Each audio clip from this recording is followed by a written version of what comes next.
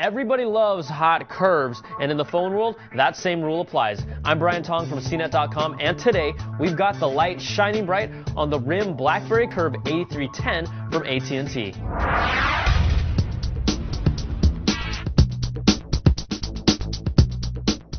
People talk iPhone all the time, but if you haven't noticed, it's really BlackBerries that rule the world. Today we're looking at the Curve, and it's one of the most popular in RIM's line, combining a full QWERTY keyboard in a sleek and smooth design. This quad-band phone is uber comfortable to hold, and the rubbery sides make it easy to grip. It also has that famed trackball that makes using the device a pleasant experience. So let's talk features, specifically for the 8310 model that's on AT&T's service.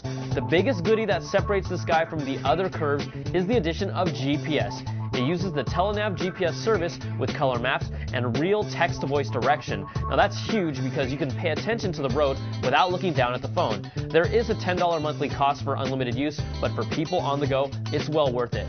Now, outside of GPS goodness, the Curve is one of the best, if not the best, messaging smartphones on the market. It's compatible with BlackBerry Enterprise servers and supports Microsoft Exchange, IBM Lotus Domino, or Novell GroupWise for corporate email in real time. You'll also get POP or IMAP email support for up to as many as 10 email accounts.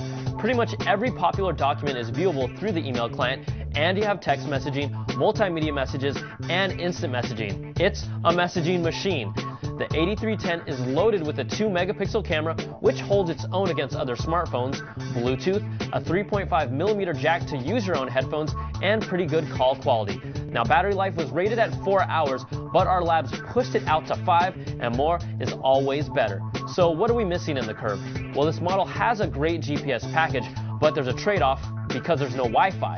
T-Mobile's 8320 model is loaded with Wi-Fi, but there's no GPS. So, in a perfect world, we'd have both of them. There's also no 3G support, so we're left with good old Edge. 3G is where it's at, and we're still waiting. And the web browser is also pretty dated, especially compared to Safari on the iPhone. The 8310 has instant messaging, but you're limited to using BlackBerry's own messaging service. Now, T-Mobile's version allows you to chat with all the big-time clients like AIM, Yahoo, and Windows Live Messenger. Now, this is still a great phone, but we wanted to point out some of the differences between the AT&T and T-Mobile version. There are still places to improve, and we can't wait for the next generation BlackBerry Curve.